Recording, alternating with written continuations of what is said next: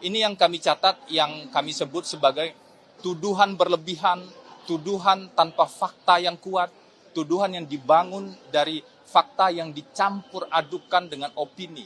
Kami mencatat banyak sekali persoalan dalam proses ataupun isi dakwaan tadi, tapi secara profesional izinkan kami menyampaikan juga kami menghargai pelaksanaan tugas yang dilakukan oleh JPU KPK tadi. Makanya kami mendengar dakwaan dan kita semua menyimak dengan baik.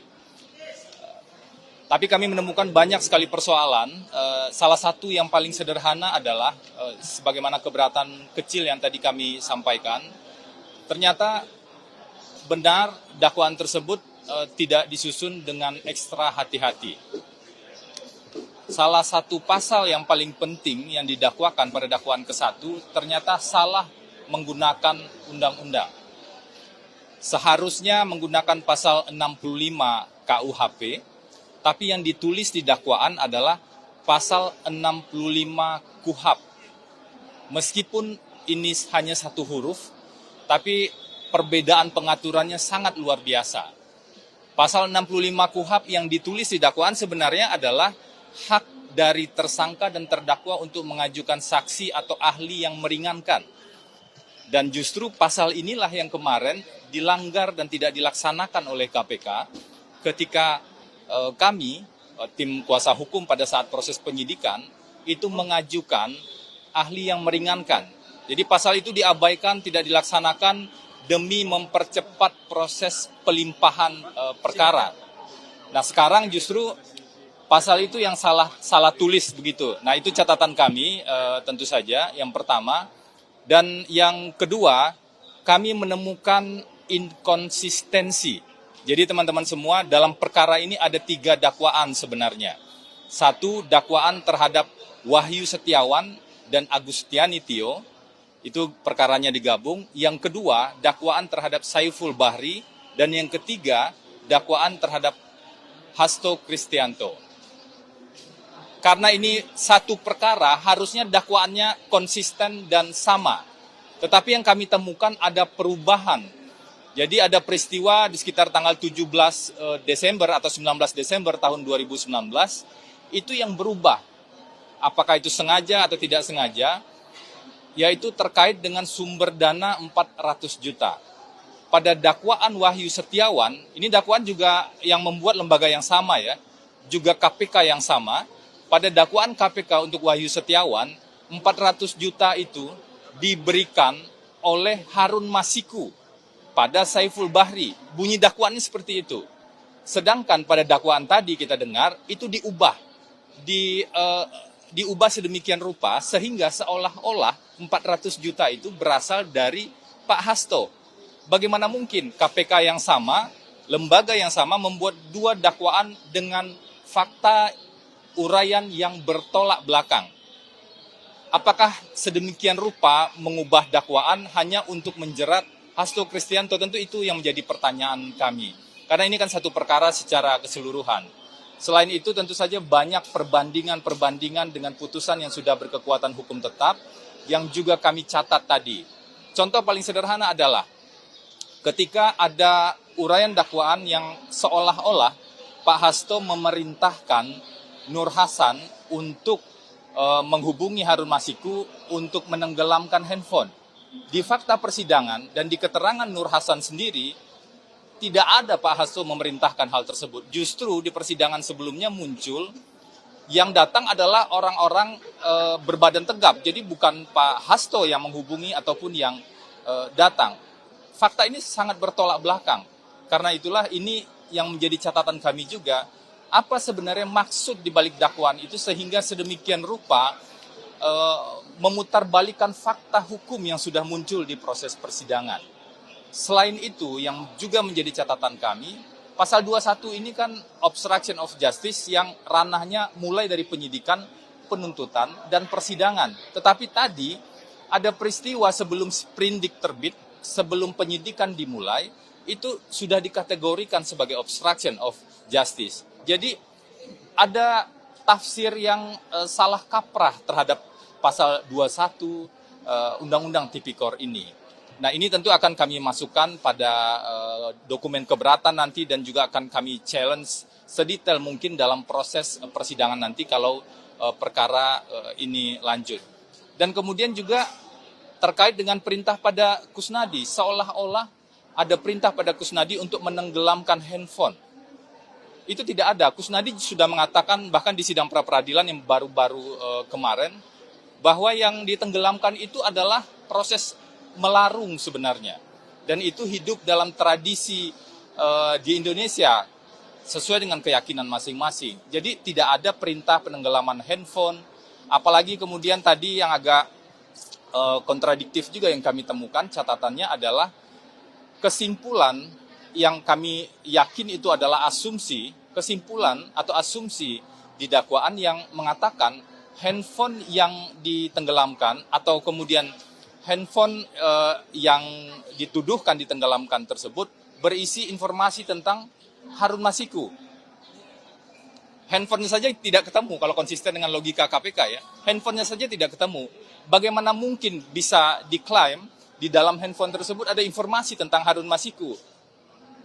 Jadi kita betul-betul harus detail, harus cermat, dan ada banyak lagi catatan yang lain yang juga kami perhatikan. Misalnya, ketika seseorang memegang handphone, misalnya Pak Hasto, dia punya handphone, kemudian dititipkan, atau pihak lain yang punya handphone, dan kemudian handphone tersebut digunakan, itu masih hak azazi dari masing-masing untuk menggunakan handphone tersebut. Bagaimana mungkin penggunaan sebuah benda yang merupakan hak azazi itu dikategorikan sebagai obstruction of justice?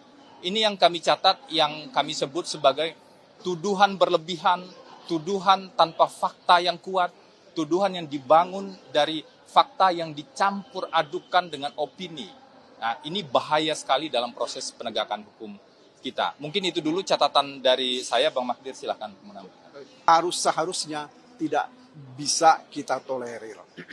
Kemudian yang kedua yang saya ingin sampaikan terkait dengan penetapan Mas Hasto ini juga sebagai tersangka. Tadi sudah disampaikan oleh Febri mengenai salah satu fakta di dalam dakwaan, yaitu adalah terkait dengan obstruction of justice. Ya, saudara-saudara, kalau kita mau lihat secara jernih, ya, perkara ini yang pertama disangkakan dan didakwakan kepada Mas Hasto itu adalah obstruction of justice. Ya. Tapi faktanya ini yang kita bisa perdebatkan. Yang pertama, fakta yang dianggap ada itu berasal dari penyidikan tahun 2020. Ya. Fakta yang kedua adalah hasil pemeriksaan terakhir ini, termasuk diantaranya adalah penyidikan tahun 2024. Artinya ini saya nggak kebayang bagaimana mereka mengumpulkan bukti dalam waktu sekian lama. Seolah-olah bukti itu disimpan dulu, mungkin ada apa ya? Kalau saya ingat dulu anak-anak masih menonton Doraemon, sepertinya ada kantong ajaib yang mereka gunakan untuk menyimpan bukti-bukti ini. Ya. Saya kira ini sesuatu yang kita sayangkan. Kemudian yang ketiga, saya kira ini yang kita lihat sekuens waktu penetapan tersangkanya Mas Hasto. Ya. Pada tanggal 16 Desember diumumkan pemberhentian atau pemecatan terhadap mantan Presiden Joko Widodo, Wakil Presiden Gibran Rakabuming Raka, dan yang ketiga adalah Bobi Nasution, Gubernur Sumatera Utara, yang dinyatakan diberhentikan atau dipecat dari PDIP. Kemudian catatan saya yang lain, pada tanggal 18 Desember ada laporan pengembangan perkara. Ya. Kemudian tanggal 20 Desember pimpinan KPK dilantik. Pada hari yang sama, tanggal 20 Desember itu juga, menurut catatan dan informasi yang kami terima, dilakukan gelar perkara. Kemudian tanggal 23, Mas Hasto itu ditetapkan sebagai tersangka, dan kemudian tanggal 24 diumumkan sebagai tersangka. apa yang saya mau sampaikan adalah urutan waktu ini tadi, ya, ini mengesankan bahwa penetapan tersangka ini adalah pesanan. Ya. Inilah makanya disebut kemarin itu oleh beberapa teman, penetapan tersangka ini adalah penetapan tersangka dalam perkara politik. Ya. Sehingga Mas Hasto dikatakan oleh teman-teman PDIP sebagai tahanan politik. Jadi saya kira, ya, mari kita cermati ini. Yang kita tidak inginkan sebenarnya adalah lembaga independen seperti KPK ini digunakan untuk kepentingan politik. Ya.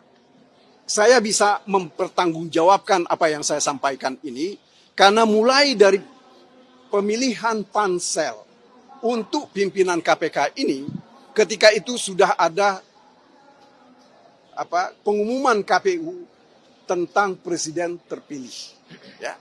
Dan sebelum itu, sudah ada 2 keputusan Mahkamah Konstitusi yang mengatakan pemilihan dan pembentukan pansel itu harus dilakukan oleh presiden terpilih dari hasil pemilihan presiden 2024-2029. Nah, tetapi ini dilanggar oleh Joko Widodo sebagai presiden ketika itu. Dia bentuk pansel, dia kirimkan hasil dari pansel ini ke DPR. Apa yang saya mau katakan, ini adalah kemudian dia juga yang kemudian sesudah itu kan terpilih sejumlah orang yang dicalonkan hasil dari pansel ini. Kami melihat bahwa ini semua adalah satu upaya, satu kegiatan, rangkaian kegiatan yang memang disiapkan oleh Presiden Joko Widodo ketika itu agar supaya dia terlindungi dari masalah-masalah hukum.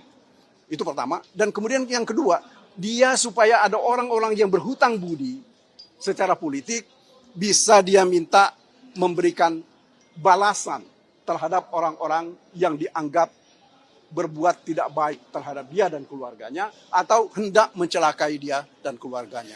Ini sekedar tambahan dari saya supaya kita di dalam melihat persoalan ini bukan hanya melihat persoalan hukum teknis, ya, tetapi harus kita lihat latar belakangnya. Ini bukan sesuatu yang sederhana, ya.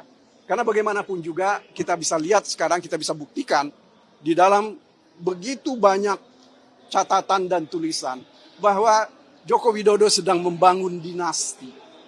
Nah, nampaknya ketika dinasti yang sedang dibangun ini tidak boleh diganggu, maka para pengganggu itu harus diperkarakan. Salah satu pengganggu itu adalah Hasto Kristianto. Orang yang sangat vokal terhadap kegiatan-kegiatan mantan Presiden Jokowi sejak tahun 2023. Ya. Saya kira itu dari saya. Terkait yang barusan Anda katakan, orang-orang yang Hasto dikriminalisasi oleh orang-orang yang dianggap sebagai pengganggu. Tadi juga sebelum memulai sidang, Pak Hasto sempat membacakan pesan tertulisnya. Intinya, resumnya adalah dia dikriminalisasi hukum, secara hukum, dan dia tahanan politik. Ada tanggapan soal itu, Pak? Kapan dia mulai menulis dan siapkan?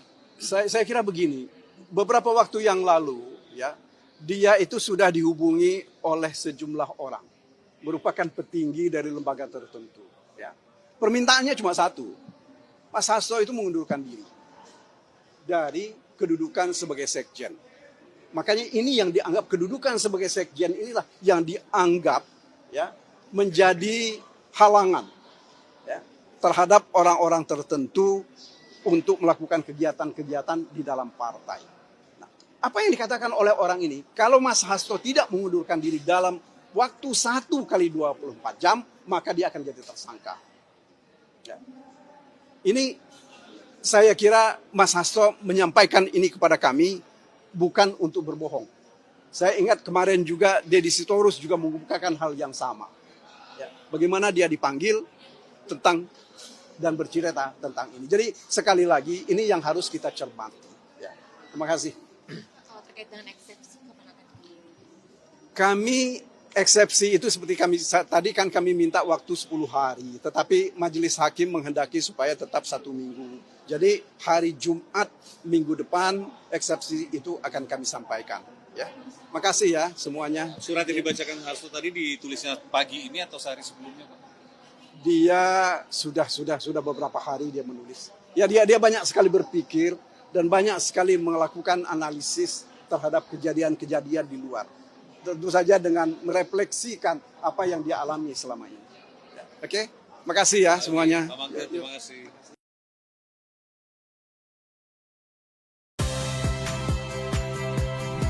Saya Audrey Chandra. Saksikan program-program Kompas TV melalui siaran digital, pay TV, dan media streaming lainnya.